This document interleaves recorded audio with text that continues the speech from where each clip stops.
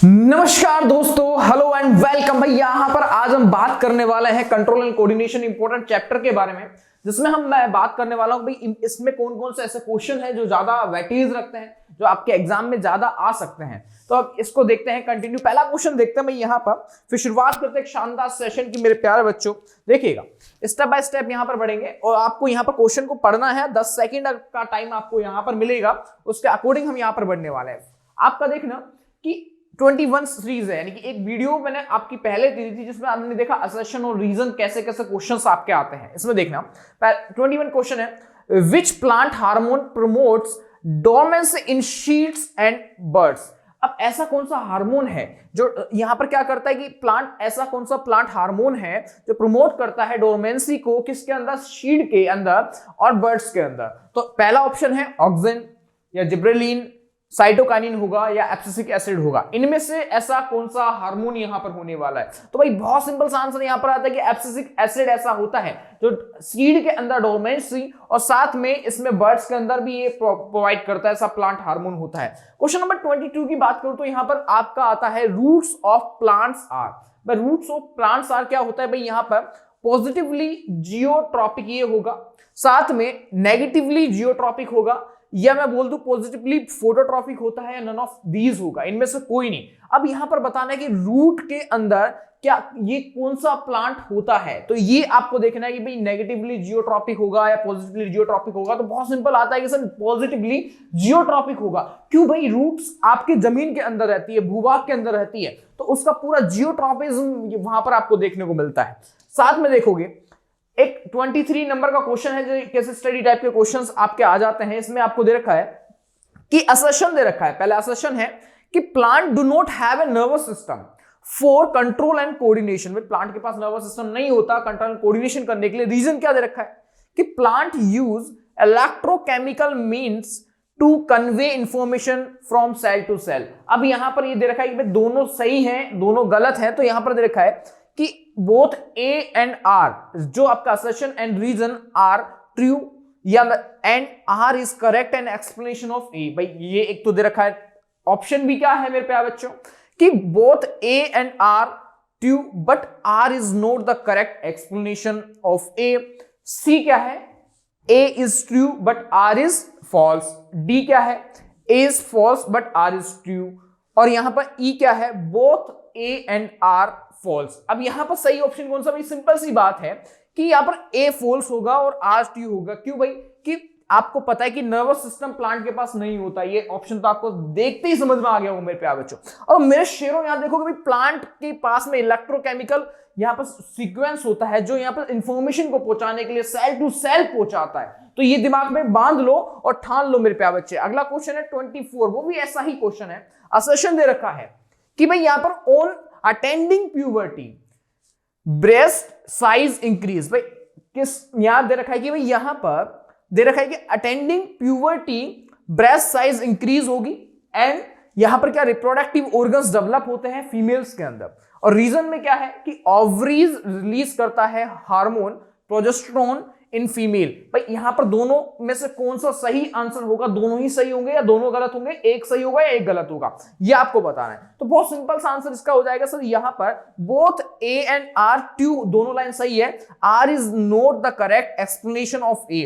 भाई दोनों एक दूसरे का एक्सप्लेन नहीं कर रहे, लेकिन दोनों का स्टेटमेंट सही होता है। ये भी याद रखना कि आपको इसमें करना क्या होता है कि पहला तो देखना है कि दोनों स्टेटमेंट सही हैं या नहीं है। तो बस देखो दोनों स्टेटमेंट एकदम सही हैं कि भाई एक फीमेल है, प्यूबर्टी के टाइम एक मेमोरी होती है, यहां पर देखे हुए ब्रेस्ट का साइज इंक्रीज हो रहा है। साथ में एक रीजन है कि ओवरीज में हार्मोन एक बोलते हैं कि भाई एक हार्मोन है प्रोजेस्टेरोन हार्मोन, प्रेगनेंसी हार्मोन बोलते हैं, ये रिलीज होता है। दोनों स्टेटमेंट एकदम सही है, लेकिन एक दूसरे को यहां पर डिफाइन नहीं कर पा रहे हैं, एक्सप्लेन नहीं कर पा रहे हैं, ये बात याद रखना। 25 की बात करते हैं।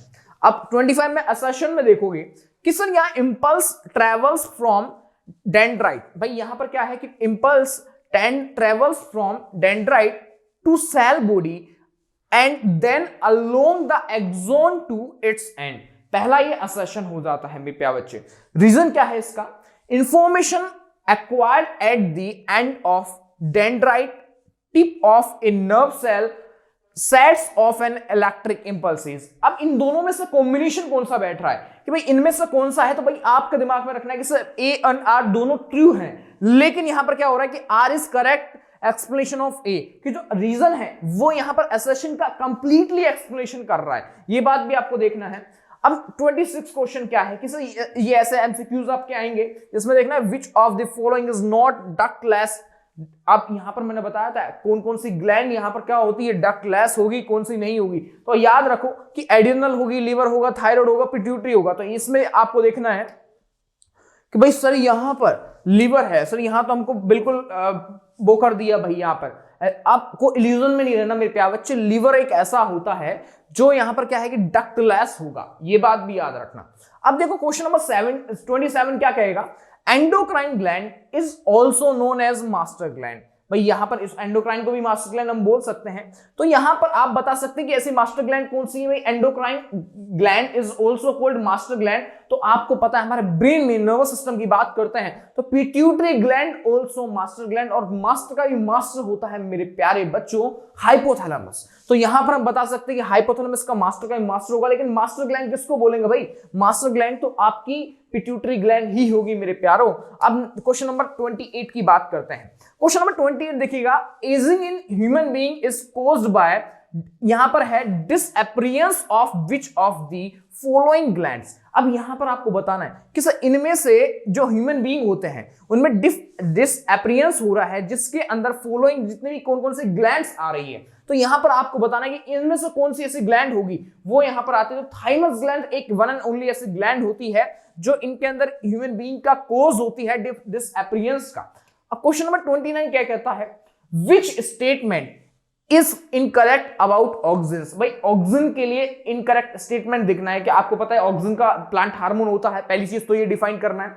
दूसरी चीज के सर इसका मेन काम होता है स्टेम को बढ़ाना, और साथ में स्टेम की ग्रोथ के साथ में ये आपके लेटरल बर्ड्स को भी यहां पर बढ़ाने का काम करता है।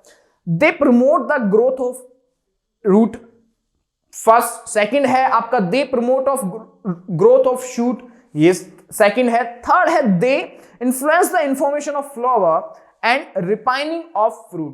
भाई फ्रूट को पकाने में काम आएगा क्या ऑक्सीजन, आपको नहीं पता, बताओ भाई मुझे।